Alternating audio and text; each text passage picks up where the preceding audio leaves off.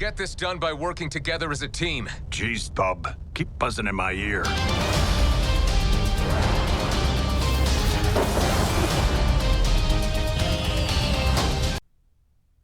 Hello everyone, thanks so much for joining me here today as we get to talk about one of my favorite subjects, comic books.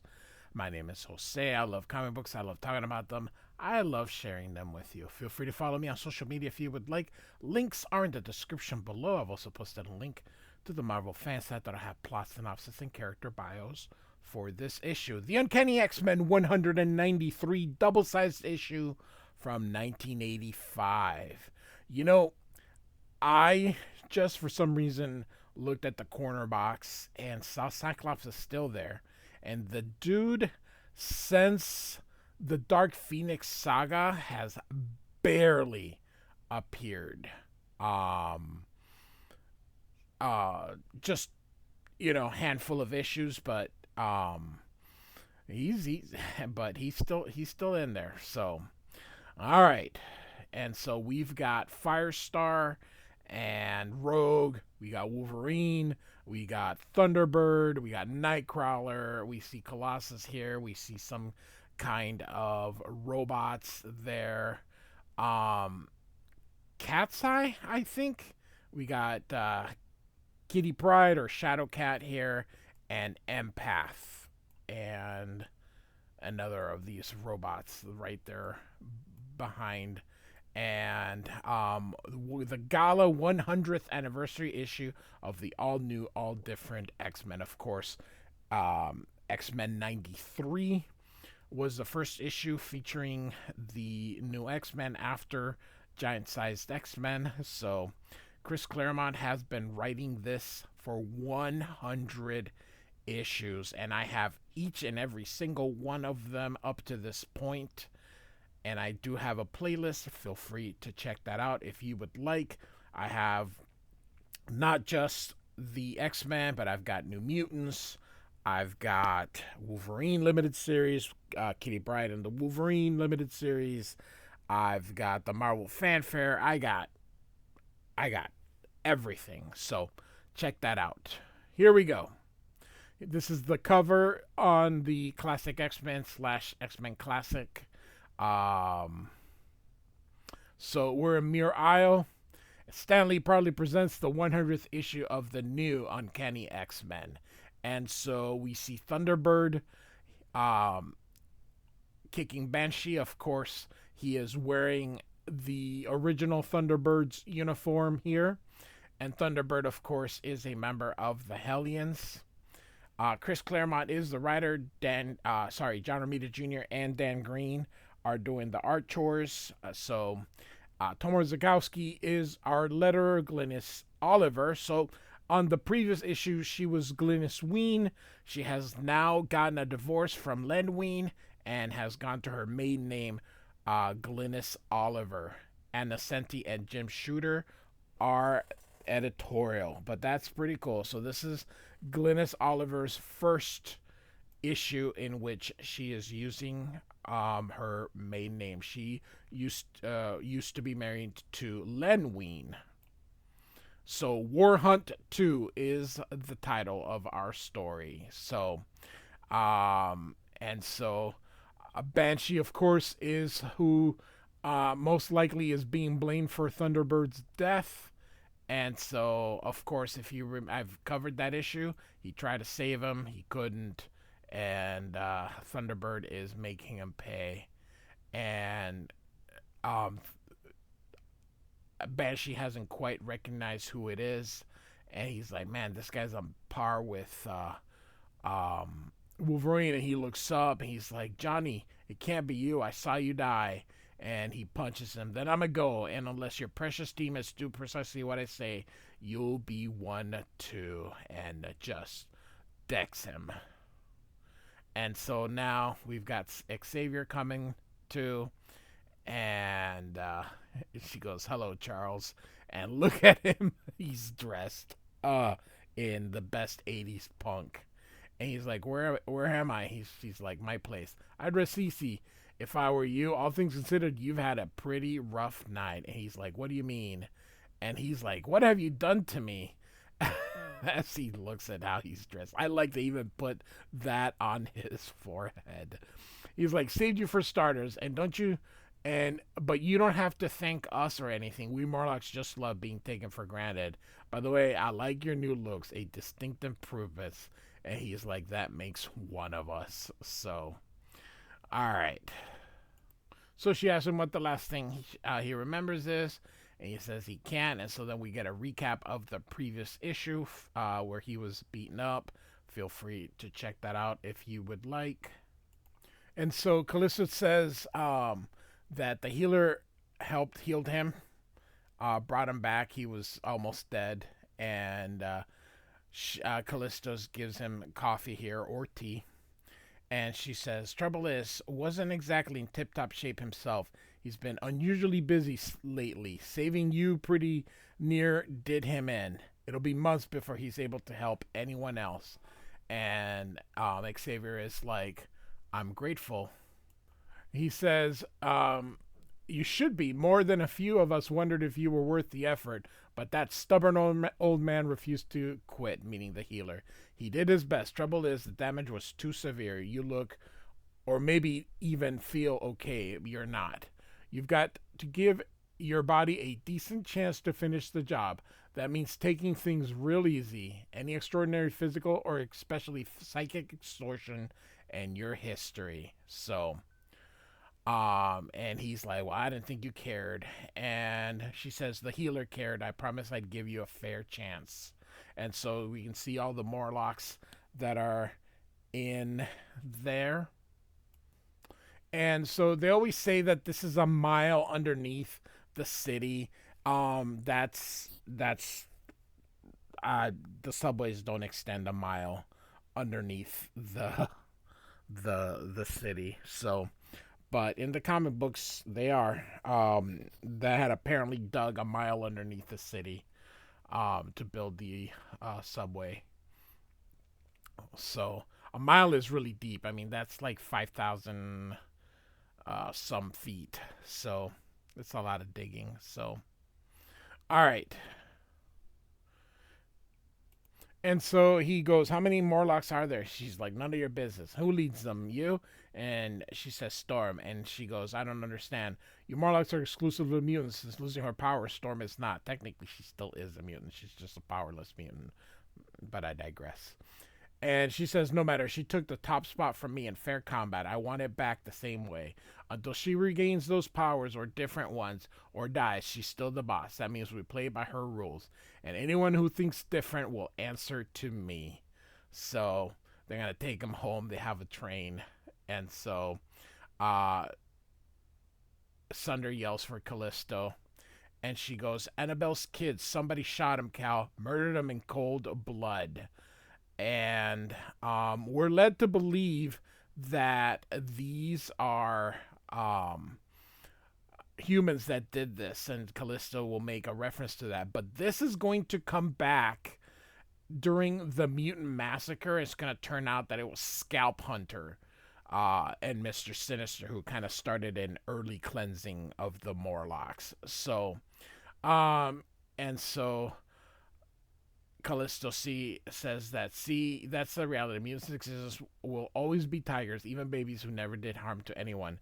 I gave my word to Ororo. Morlocks will coexist with humanity in peace. But if they won't leave us alone, if they start hunting us, if they want a race war, then by all I hold holy, they'll get one. So, all right. And so Thunderbird has come back. I'm here, big brother, like I promised. Smuggling Banshee into the country was easier than I figured. Tell me, is this a piece of the plane you flew to your doom? And so we're going to get a recap of that, and then how he blames Banshee for his death. And so here's Roulette and Empath, who are members of the Hellions. And he goes, what do you want? Why have you come? And Roulette says, to help, dummy. And Empath says, surely, Thunderbird, even you are not stupid to believe you can deal with the X-Men by yourselves. And he says, what I believe, Spaniard, and choose to do about it are my concerns and no one else's. And so Empath says, we're Hellions, and therefore our esteemed lady mentor, the White Queen, is so fond of reminding us, supposed to look after our own. And Thunderbird says, this is personal matter between me and Xavier. Don't interfere. And Roulette is like, told ya. And Empath is like, the oaf is too pig-headed for his own good. More than ever, I'm convinced he needs us. And Roulette says, save the speech, Manny, Manuel. You're just doing this to bust T-Bird's chops. And Empath says, you know me too well. And if in the process some X-Men are hurt or worse, so much the better. They are after our queen's deadly enemies. And Roulette says, I wish I had your confidence. And Empath says, we've your power to bring us luck, Roulette. How can we lose? And she's like, give me a break. And so here is Firestar.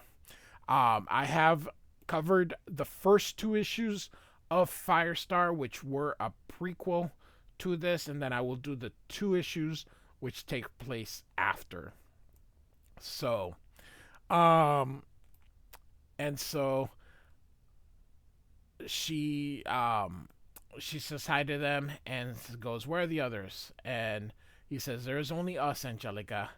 And he goes, but I thought you said the Old Queen felt we could be trusted with our special mission. She's like, golly. And she thinks, what a trip. I gotta admit, though, the boy is slick. She's putty in his hands. He's playing with her emotions like my pop does his dice. Manny ever tries that stunt with me, I'll cut out his heart. And of course, she makes him fall in love with him because that is sort of what he does, is he controls emotions. I just love how these mutants just come up with the most outrageous powers. I mean, Chris Claremont comes up with outrageous powers to give these people, and hardly any of them have the same power. It's like, oh, okay, this power and this power and this power and this power. It's just pretty cool. So back at Xavier's, and we are in the danger room, and we've got Sam here, Cannonball, and they're going to play a game of tag. So I'll kind of keep this up because they're just kind of using this as a training here. And Shadowcat here says, Peter, you dope. Touching Cannonball is the same as being tagged. Now you're on his side. I was like, I'm sorry. And he's like, not good enough, bub. This may be a game, but in battle, that kind of carelessness will cost you someone's life. Wolverine, your claws are careful. And he trips behind Kitty, who's half phased. So, and she falls. And so here comes Cannonball behind them. And she phases out and hits him. So, and then here is Cypher, Doug Ramsey, who is now a member of the New Mutants, who they got to translate for Warlock here. And so make mention of New Mutants Annual 1, which I have covered here. And so they're using the illusions here from that. And so, all right, Callisto and the Professor have appeared in the middle of the thing. And so he's like, Xavier's like, good morning, students. Douglas, would you please return the room to normal, please? I'll let myself out. Be seeing you, Charlie. Ciao. So there goes Callisto. And so Rogue's like, you had an adventurous night. So if you'll excuse me, the other one's cute outfit, sir. He sighs here. And so they all kind of laugh at it. So, all right. And so now Storm is in the boat. So that's just weird. So she got on a boat. I'm going to have to relook. So I just double checked here, and on issue 189, she was on the boat. And so, and they waved, they all said goodbye to her, and so she had left, but then she was back. It says here that when she tried, that's when Okay, so this must be how they're explaining it. So they're saying that the ship hadn't left yet. So when it was transformed. But then that never happened because that was undone. If you remember the last issue of 191, it never happened because oh my goodness gracious, what is that sentinel called? Nimrod. I almost said Galgamesh. Nimrod killed the guy, so that never happened. He never got the thing. So she should have been able to leave. So she's saying, when I tried to leave New York, the demon sorcerer transformed the city and all its people into their equivalents. But none but I and a few others remember. I found myself recast as a warrior, princess, and sorcerers. But she. All right, I'm not gonna try to overthink this, but it never happened again because of the end of 191. So, all right. Anyway, I think we adjust. I don't know if Claremont just forgot or whatever. Anyway, she sees her mother and tries to hug her and goes, I saw this apparition once before, but told myself it was a hallucination. And Dare died when I was a child. If this is a true ghost, why have I never seen her before? Could I be going mad? But I think not. Her appearance coincides with those strange mountains. They must be important to my life. Wherever they are, whatever its cost, I will find them, and I pray my destiny. She's speaking of these mountains that suddenly appeared here. So, all right. So back at the school here, he says, I use my psi power to physically examine myself. Even that slight effort left me weak and shaking. So he realizes Callisto was telling the truth and he's having a bath. So he's like, I'm in no shape to leave the X-Men. So he'll have to curtail his teaching, and the phone rings. And he's like, it's Nightcrawler. He says, no, I'm fine. Merely caught me at an awkward moment. Trouble situation. Summon the X-Men. I'll be there directly. And he's like, I should have sensed it, but of course he's not. So, all right. And so, it's John Proudstar. Or no, James Proudstar, John's brother. And he tells them, X-Men, I've taken Banshee prisoner. In 24 hours, I plan to kill him. I've hidden him somewhere inside Cheyenne Mountain. You want him? Come get him. I'll be waiting. So they all know that it's a trap here, and they need to rescue Banshee. But of course, Wolverine tells them that the moment they show up and go in, they're gonna end up probably fighting the Air Force as well. Their reputation is gonna take a hit, and they're gonna end up being outlaws. And of course, Kitty's like, this means we can't help, and Wolverine's like, no, of course not. We have to help, but just want everybody to know. And Xavier says, hey, we gotta do what we gotta do.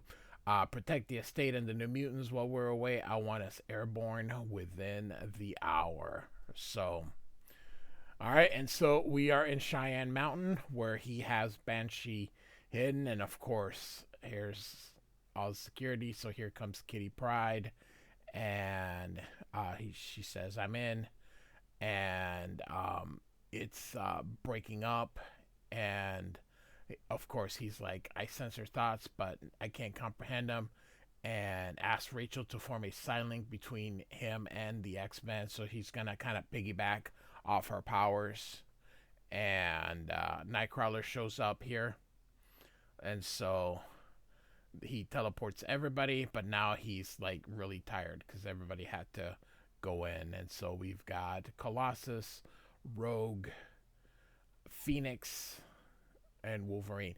Now my question is, why didn't she just hold on to all of them, and at least a few of them, and just phase them through? So here they cover the Blackbird, and so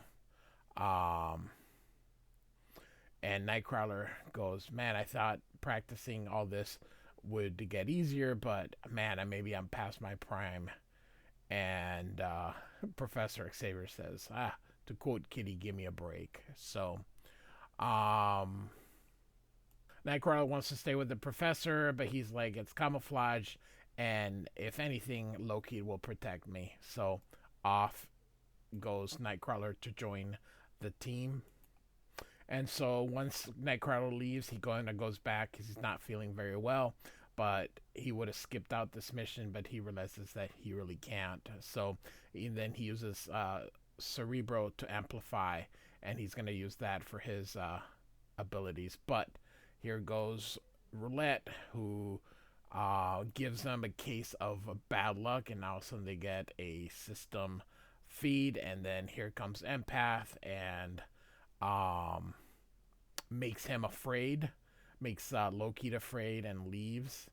And Xavier goes, from Kitty's description, this must be Empath's strength is formidable, and mine is at a low ebb. My head is still feeling from that power surge. I don't want to resist. He's making me like him, but where my emotions yield, my intellect will not. So, and kind of gets him back, but Roulette shows up and knock him down here. Meanwhile, Rachel feels it, and she's like, Professor, he's under attack.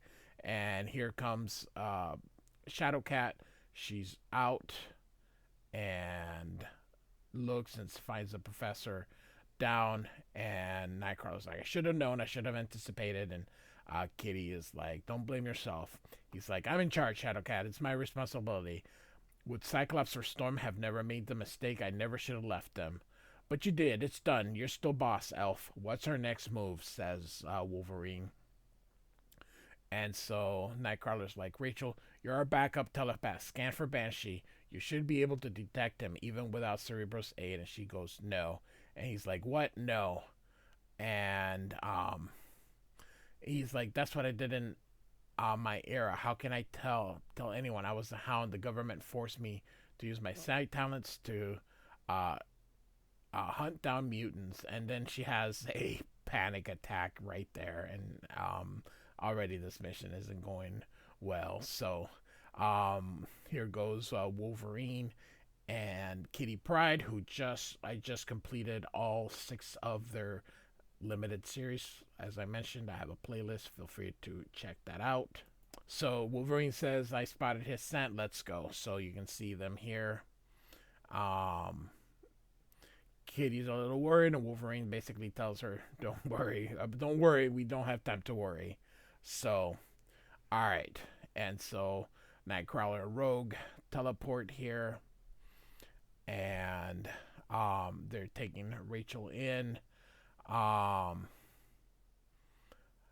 Nightcrawler's not feeling very well because, you know, he feels like he's just, everything is just his fault, you know. But he's only been in charge for like 10 minutes, essentially. So, anyway. So here's the Warren, the kids just show up. Just like that.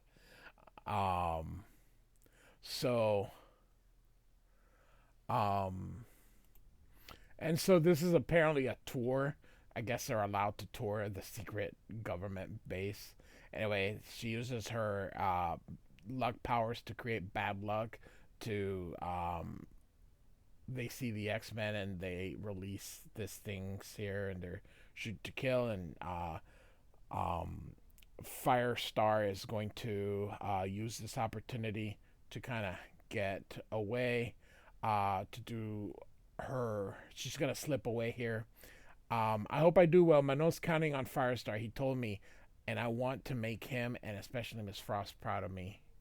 So, all right. So they found Banshee, and John Proudstar was there because Wolverine also sensed him, and so we're gonna have a quick little battle here between Wolverine and John Proudstar, and Kitty's gonna get away with him, but there's some gas in there, and Wolverine, you can see him here. And just, this is a nice scene here. Very nicely choreographed here. suddenly she goes, Banshee safe, partner, your turn. And she goes, oh. And then you can see something happening and she falls powerless here. And so he looks down and Thunderbird uses that as his chance to hit him. And James. And he has sort of, it's his strength. He's got like super strength. Part of the reason they had him killed is because Colossus and Thunderbird kind of had the same powers. So, all right. And so, here we go. So, Thunderbird is running away. And as he's running away, he sees the gases knocked him out, and he's like, serves him well, but then he realizes he just can't let him die. Which is the whole point. This is what he wanted, is revenge and kill them, but then once he has that chance, he doesn't. So a bit of a face turn happening here, and so he takes him out and puts on gas mask, but he says, all right, the real murderer is Xavier, that's who I'm going to kill. So here come the government, like mandroids, I guess is what they're called. And Nightcrawler here, he's going to teleport. He's going to go get reinforcements, and which is why he's here. Normally they just draw him and he's already gone. So, and Colossus is like, don't be long, Nightcrawler. These odds may be a bit much even for me. So he's back now with Rogue, and so off they go. And you can see here they tethered him with some kind of thing, and she uses the fastball special, and nice pose with Colossus there as he knocks him through. And so, as I mentioned before, this is a double-sized issue, so I'm going to kind of go a little bit faster than I normally would to prevent this issue from going like an hour here. And so here comes Firestar, and she takes on Colossus here. Powerful enough that she goes out, takes him through the mountain outside. Rogue, meanwhile, is protecting Rachel. She's still having like her psychotic break. And so those androids here are gonna try to kill him. And so they bring Nightcrawler to him. He's like, Nightcrawler's like, let me explain. And then the captain's like, don't bother. Nothing you say can possibly make a difference. You have your orders, Captain. Execute him. Sir, he's a prisoner. Captain, is a mutie, an enemy of our race. Kill it. And so it's Empath who is creating this, and I think Nightcrawler realizes that, so he teleports, and he's angry because they had a chance to end this peacefully, but now they don't. So, all right. And nice vertical panel here. And Colossus doesn't want to hurt her because she's young. And he says, hey, what's your name? She says, Firestar, and you XMen started this. Empath said so. You want to hurt Thunderbird. You hate us all Hellions. And Colossus is like, that's not true. And she's like, it has to be. The man I love wouldn't lie. And she goes, except I feel this is wrong. I'm not evil. I don't want to harm anyone. But if I don't do what, as Empath says, he won't care or love me anymore. I'll be alone again. Like I was before. I can't bear that. I'd almost rather die. I'm sorry, mister. I have to do this. And so here comes Rogue. And she's using her power, kind of cooking him. And here comes Rogue. It kind of knocks them both up here. So she absorbed her powers here. You can see that here. And sees that it's Empath who is responsible for all this here. So meanwhile, Nightcrawler's trying to teleporting. There's Empath. And you can see Thunderbird here. He goes, I told you not to interfere. I ought to rip you out of... I ought to rip out your black sadistic heart. You've ruined everything. And of course, here comes Kitty Pryde, who grabs him. And She goes, "Hey, Wolvie, I bet you I just found the creep who's been causing a lot of our trouble." And Wolverine is like, "You're empath, right? Pay attention. You and I are gonna have a little talk. I know what you can do. You've been playing with people's heads all afternoon. I dare you to try with me. Come on, do your worst. Who knows? It might work. You might have yourself another slave. But if it doesn't," he takes out his claws. And look, this is an amazing gut snake. And he faints. Oh, that is awesome. This is probably John Romita's best panel. Best single panel. This is so cool. All right. And Wolverine is like, figured, no guts. And so Nightcrawler grabs Roulette and he goes, "Let's go." And they all think that she's grabbing a normal person. But of course, they all open fire here because they're all worked up the way Empath kind of did it. And here is Thunderbird. He's like, "I don't believe it. This is a disaster. It isn't what I intended at all. Thanks to my teammates who said they were doing it for me, innocent people may have been hurt, and I may yet be killed, and it'll be my fault. My path, my goal seemed so certain, so right.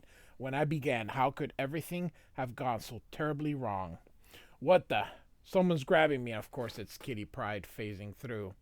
And he's like, "Pride, you won't get me so easily." And he goes, "I missed him, Wolverine. Sorry. He's too darn fast." No sign of Nightcrawler or Roulette either.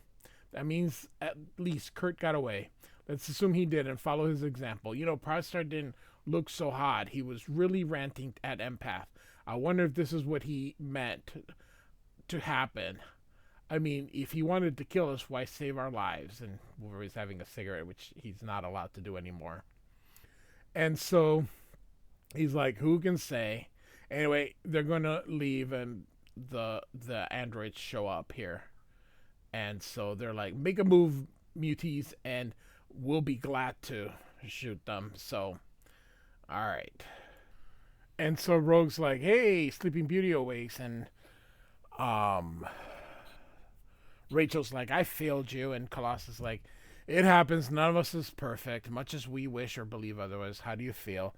And she says miserable, but physically okay. And then she's impressed how much they care for someone they just met.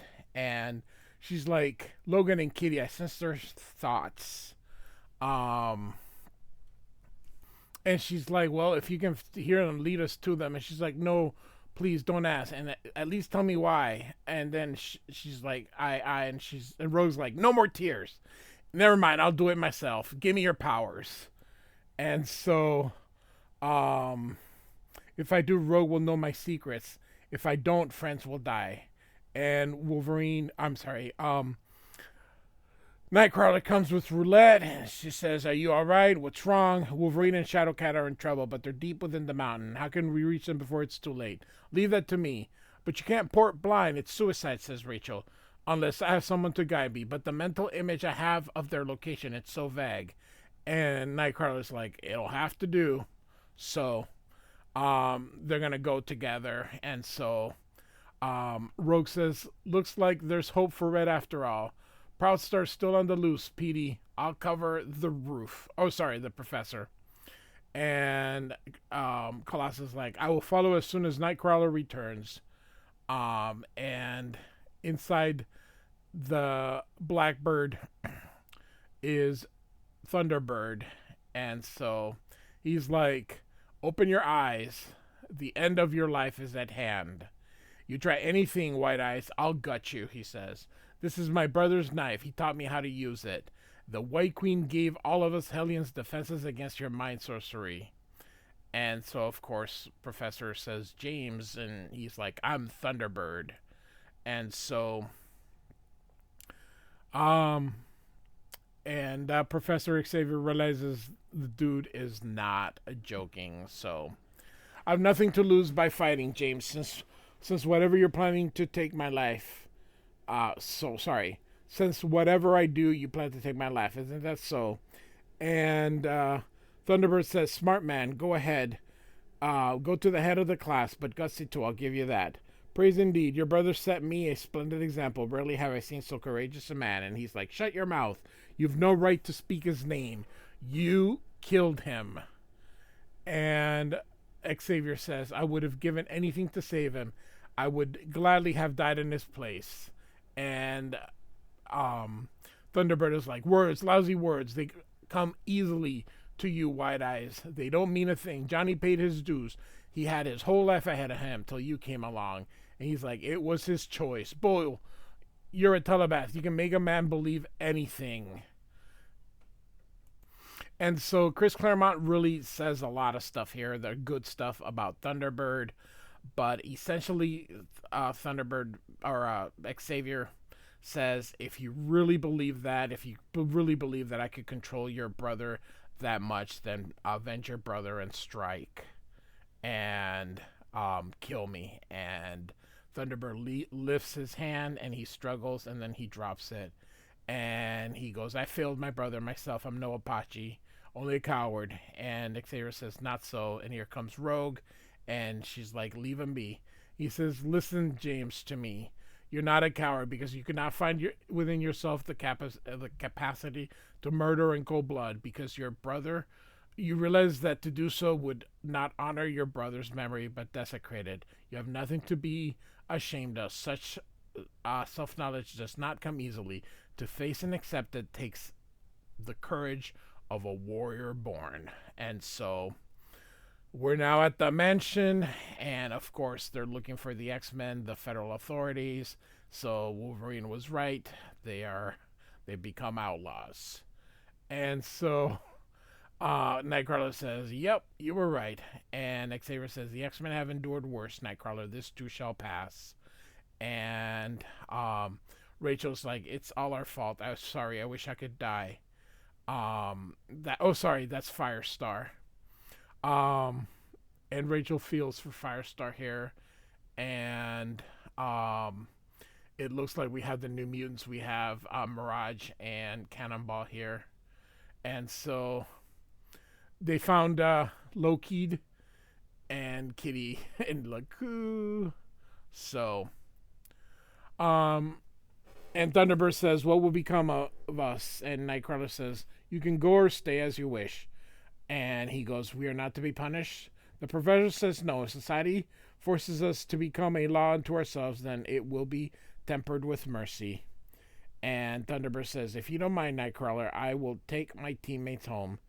And Rachel is like, to the Massachusetts Academy? Now, who's been brainwashed, says Rogue. It's where I belong, Rogue. I have two friends there, not like Empath or Roulette. I cannot abandon them. I am done with walking in my brother's footsteps. I must find my own path, my own destiny. For better or worse, the Academy is where I must begin. Of course, we know he will become Warpath, a member of X-Force.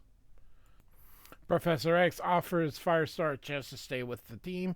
She also chooses to go back to the Academy. And they hug and says, there will always be a place for you here. And Thunderbird says, would it help if I turned myself into the feds? What happened was my fault. And he's like, nothing in Cheyenne Mountain was damaged that cannot easily be or immediately be repaired. The nation was never in danger, James. You have enough to cope with. Adding a possible lifetime to prison is not in your burden. And so, gives them a lesson in justice and morality and all that stuff. And they shake hands in the very, very end. And so we got an epilogue here. And of course, we have a family, Hispanic, Latino, most likely Puerto Rican. This, after all, is New York. And I am a Puerto Rican. And of course, they're talking about mutants here. And he's anti-mutant. And, oh my God. Tomas is, or not Tomas, I'm sorry. Jaime is his name anyway. So, he's like, what if this person was a mutant, that person was a mutant, and what if they spoke about Latinos? And he says that's different. So X-Men have always meant to represent those that are disenfranchised.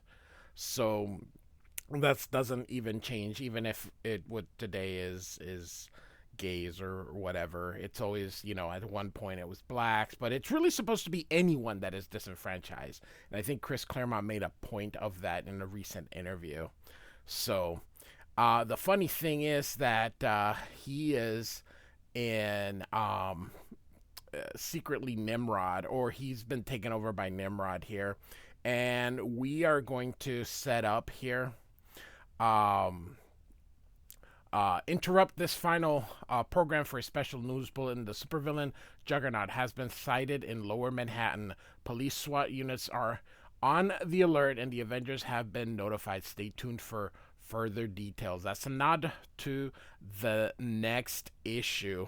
And here we say to Len Wein and Dave Cockrum, who had the dream, and Tom Marzikowski and Glynis Wein, who have been with us from the very beginning. Actually, not quite. Tom Marzikowski came in shortly, I think, during John Byrne, but almost as close to the beginning as possible. So, X-Men, Uncanny X-Men 193 by Chris Claremont, John Romita Jr., and Dan Green.